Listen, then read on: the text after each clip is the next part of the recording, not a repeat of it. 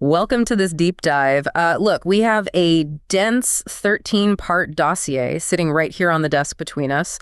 And the mission today is, well, it's brutally simple. Right. We are here to tear down the illusions, the exact illusions sold to you by fake Forex gurus. Exactly. We are exposing the cold, hard, mathematical realities of the financial markets.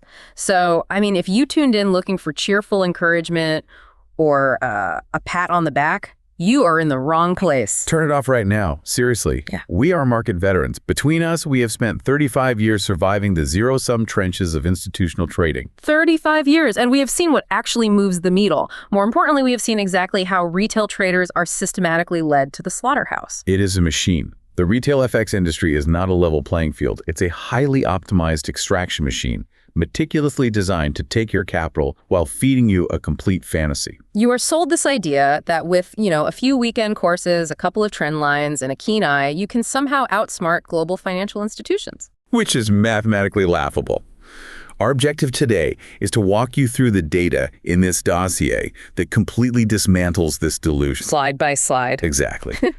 We're starting from the utter myth of the golden pattern, stripping away the psychological traps, and taking you all the way to the unforgiving reality of the live market order book. We aren't here to berate you, though. We're here to pull you out of the matrix. So prepare yourself for a reality check. Let's dig right into the first major section of this dossier, slides 1 through 3. The illusion. Right, the illusion. This directly attacks the cruel lie at the very center of retail trading. The myth of the winning golden pattern. You see them plastered all over the internet. All over. The head and shoulders, the double bottoms, ascending triangles.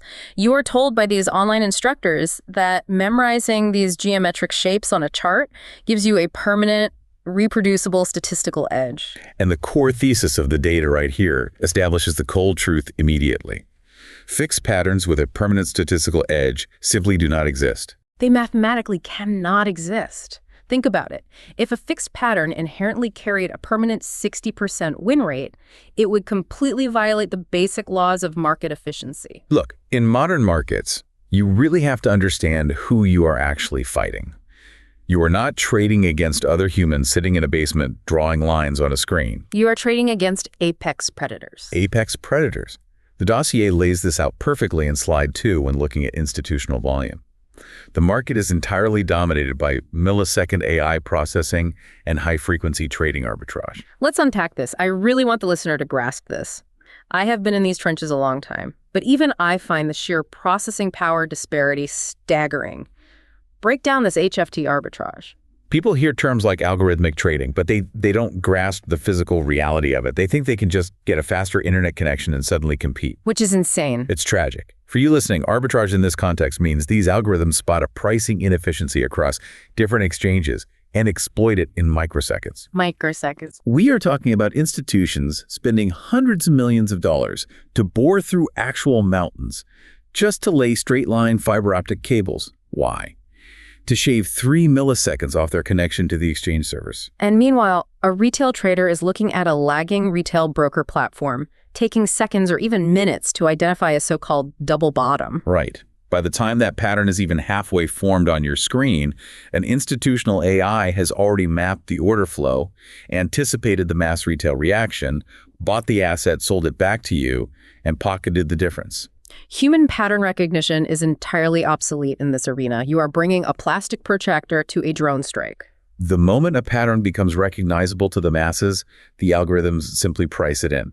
They distort the price action specifically to trigger the stop losses of everyone looking at that exact same pattern. But this begs the question, which slide 3 addresses perfectly? If the math is this brutal, and if these patterns are proven to be totally useless against AI, why are millions of people still fiercely defending them? It is a biological virus. The dossier calls it the brain bug.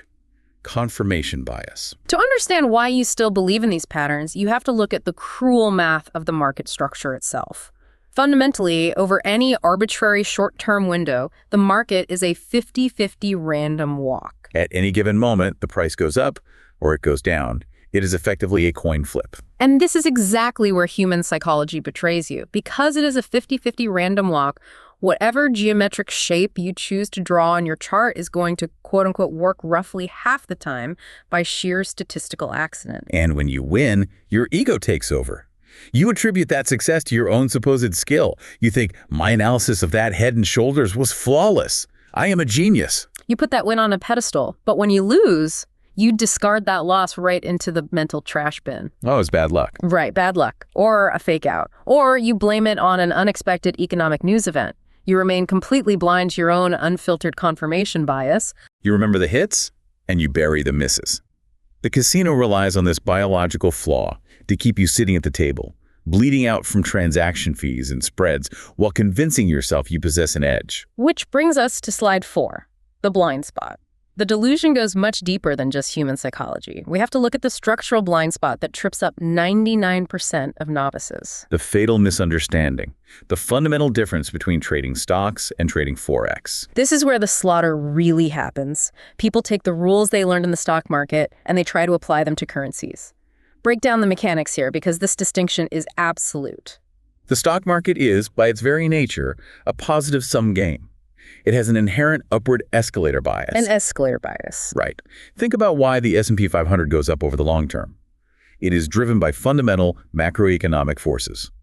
Thousands of corporations generating actual profits, human innovation, corporate stock buybacks, and underlying fiat inflation. Even if you buy blindly and have terrible timing, the overall current of the stock market is slowly pushing upward over time. If you wait long enough, the escalator often bails you out. Forex, on the other hand, is a pure zero-sum game. There is no escalator. Zero escalator. Currency trading is merely a relative tug-of-war between two national economies, like the US dollar versus the Japanese yen.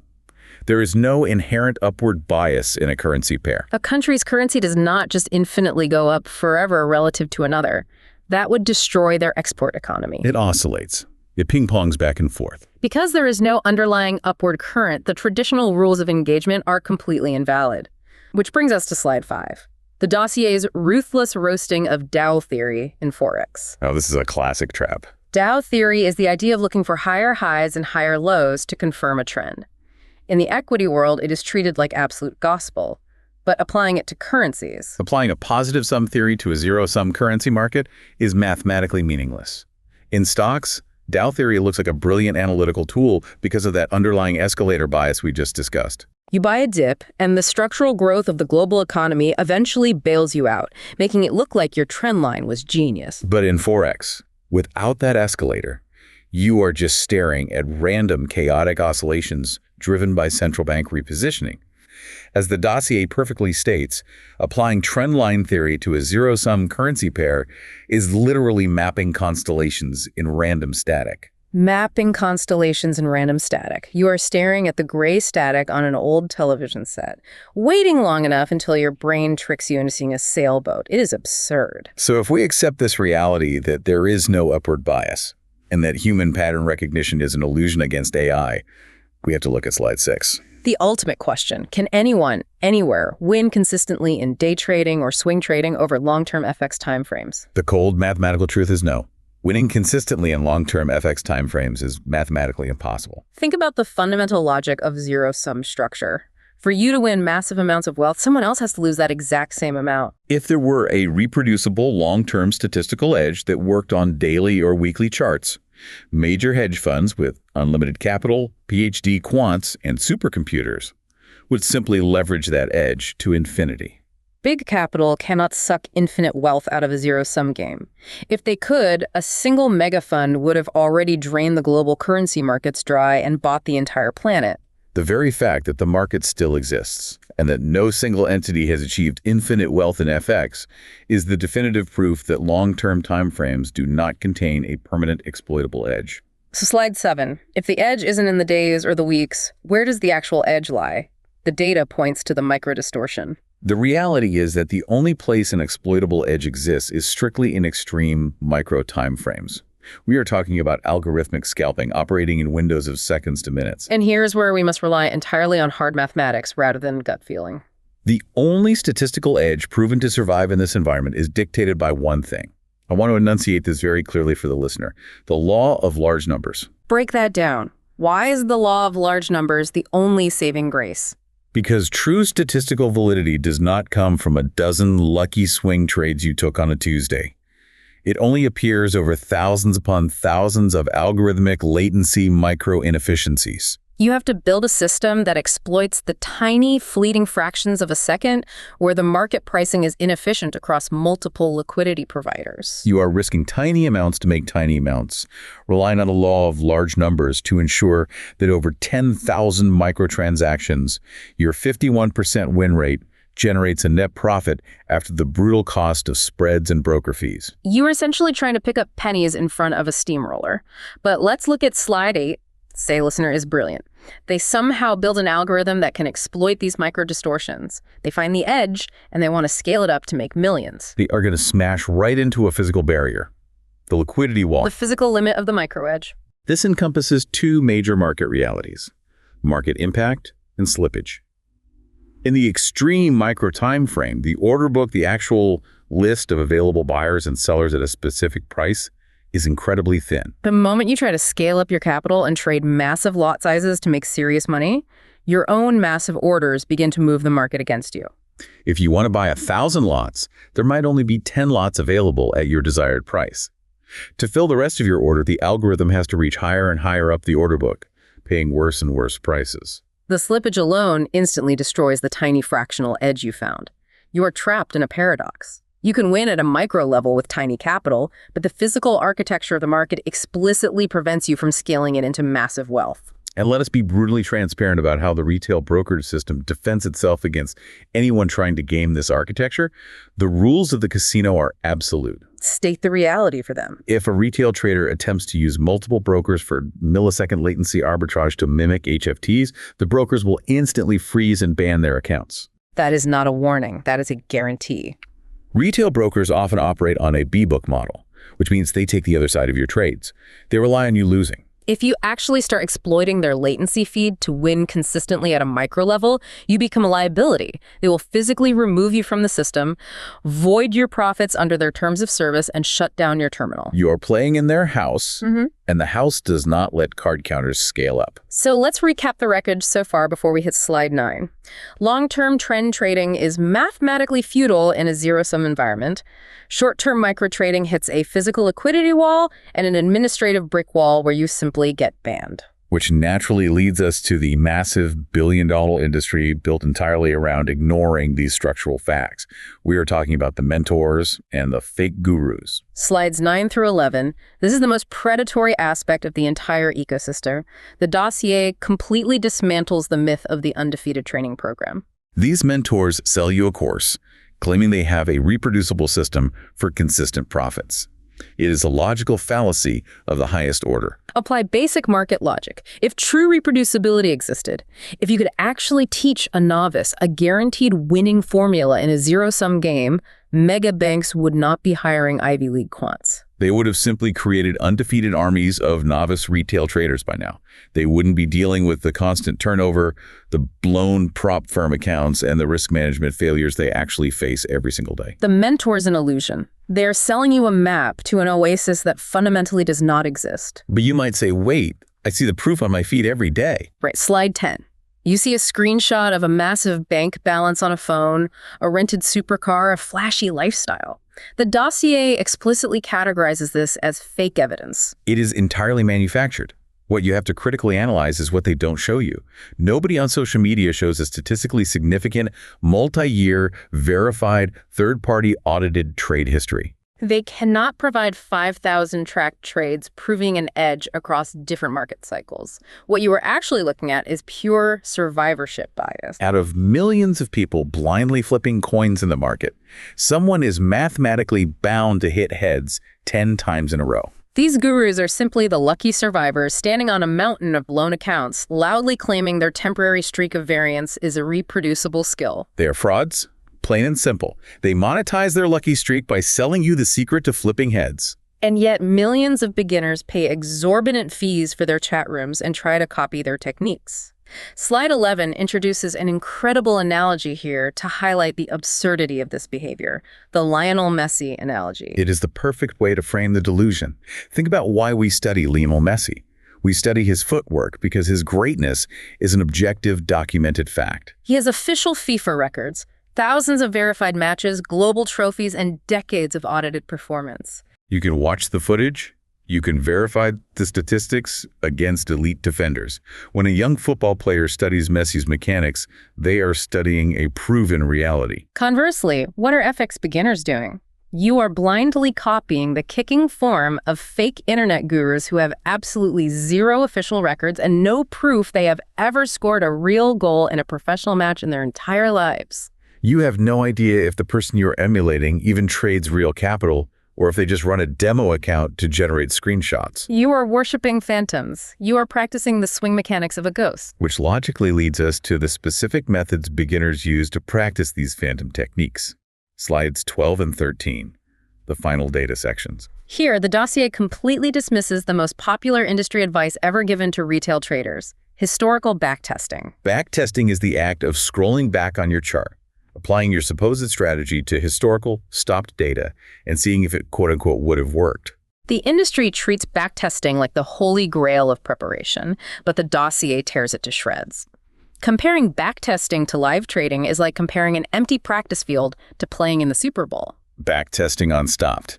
Historical charts is playing an empty game. It is like playing football with zero defenders on the field, with no clock, and zero pressure. You can easily scroll back, draw your perfect trend lines, and say, I would have bought exactly at the bottom of this wick and sold exactly at the top. But historical data completely lacks the two devastating forces that destroy retail traders in the wild: psychological pain and real-world slippage. I remember early in my career, sitting on a prop trading floor. I watched a kid who had spent 6 months backtesting a supposedly flawless moving average crossover strategy. I know exactly where this is going. The moment a real non-farm payroll report dropped, the spread widened by 40 pips in a millisecond. The market whipped up, down, and then up again. He completely froze. His logic just shut off. Totally. His heart rate spiked. He manually closed his positions at the absolute worst possible price out of sheer panic, and he blew 3 months of capital in 4 seconds. You cannot backtest a heart attack. That is the grim reality. In a live market, when your hard-earned money is actively bleeding out, your biological systems hijack your logic. Your confirmation bias kicks in, your adrenaline surges, and you make wildly irrational decisions that your sterile backtest never accounted for. Furthermore, backtesting assumes you magically get filled at the exact price you want. It completely ignores the hostile conditions, the thin liquidity, and the latency of the live order book we discussed earlier. It is a sterile laboratory environment that breeds nothing but false confidence. You cannot simulate the blind panic of watching a massive red candle obliterate your account balance while you are staring at a static image of the past. Which brings us to slide 13, the final conclusion of our dossier, the ultimate verdict: discard your illusions. You have to look objectively at the wreckage we have laid out on the table today. Dow theory, golding patterns, social media trading gurus, back-tested holy grails, they're all shattered glass. There are no magic patterns. The market is not a geometric puzzle waiting for you to solve it with a ruler and a trend line. The zero-sum structure of Forex is a brutal mathematical engine specifically designed to take your money and transfer it to institutional algorithms and brokerage houses. The ultimate takeaway for you, the listener, is that you must accept this painful truth. You have to discard the illusions sold to you by an industry that profits off your failure. The only real starting line in this business is bleeding in the live market with real money. Until you have felt the hostile conditions, suffered the slippage, and endured the psychological warfare of actual capital being at risk, you are not a trader. You are just a spectator playing a video game on a demo account. If we pull back and look at the bigger picture, the entire retail trading ecosystem is a carefully constructed trap. It relies entirely on your human nature. Your confirmation bias, your desperate desire for a reproducible shortcut to wealth, your willingness to believe a phantom on social media, it uses all of that to keep you eagerly feeding your capital into the machine. So let us summarize the core, unvarnished message of this deep dive. Yeah. You cannot outsmart millisecond AI with naked eye patterns drawn on a lagging chart. You cannot extract long-term consistent wealth from a zero-sum game that is mathematically bound to regress to the mean without an underlying economic escalator. And you certainly cannot learn how to survive this slaughterhouse from a phantom on social media who has no verified history and is merely a noisy product of survivorship bias. The structural realities are absolute, and they do not care about your feelings. Stocks have a macroeconomic bias. Forex does not. Your edge, if you have the supreme discipline, the capital, and the technological capability to find one, exists only in the micro distortions. And even there, you will smash into the liquidity wall or you will be banned by the broker for being too efficient. This is the reality. Which brings us to our final thought. Now that you know the retail FX industry is a carefully constructed illusion designed to feed your capital to high-frequency algorithms, you need to turn a critical eye to the rest of your portfolio. How much of your current financial strategy in other areas like crypto speculation or individual stock picking is just another form of mapping constellations in random static? A cold question, but an absolutely necessary one. Thank you for joining us for this reality check on the deep dive. We will see you in the trenches.